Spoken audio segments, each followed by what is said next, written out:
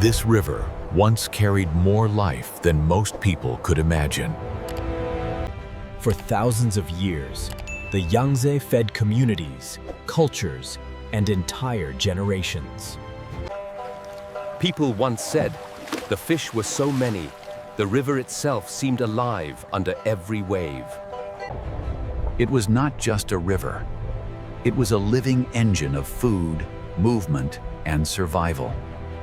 The Yangtze did not support a few people. It supported hundreds of millions.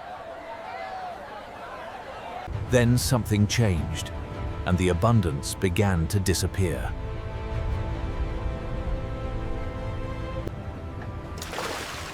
By the early 2000s, the numbers coming out of the river were deeply alarming. Fish populations had fallen to a fraction of what they once were. The river was still flowing, but life inside it was fading fast. A species once counted in the millions was suddenly being counted in the dozens. And the cause was no mystery. Human pressure had reached a scale on the ecosystem could not survive. At its peak, more than 111,000 fishing vessels worked these waters. Generations learned the river by hand, season by season, current by current. Fish could be tracked, targeted, and removed before entire populations had time to recover. A single modern vessel could catch in one day what older boats once caught in a month.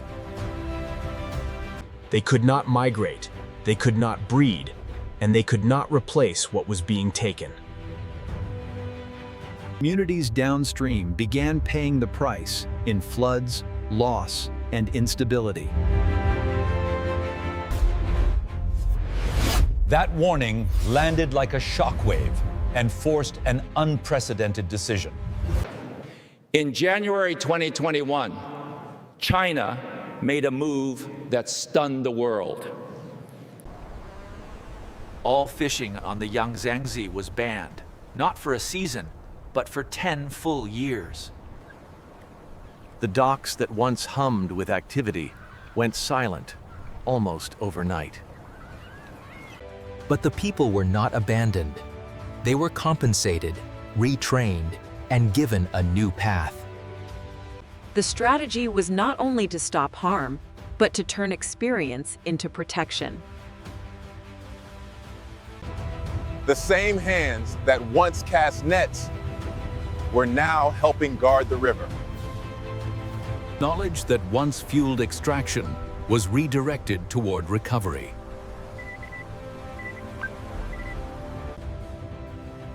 But banning fishing alone could not rebuild 50 years of ecological collapse. So the recovery plan had to be bigger, faster, and more coordinated than anything tried before. China chose to restock the river at a scale the world had never seen. This was not a symbolic gesture. It was a precision operation.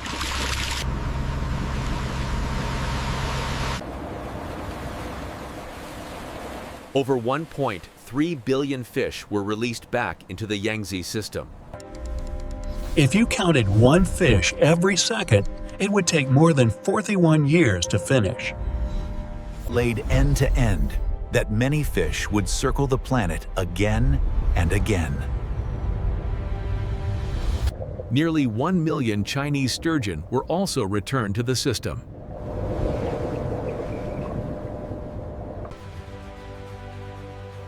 Each one was tagged, recorded, and tracked with extraordinary care.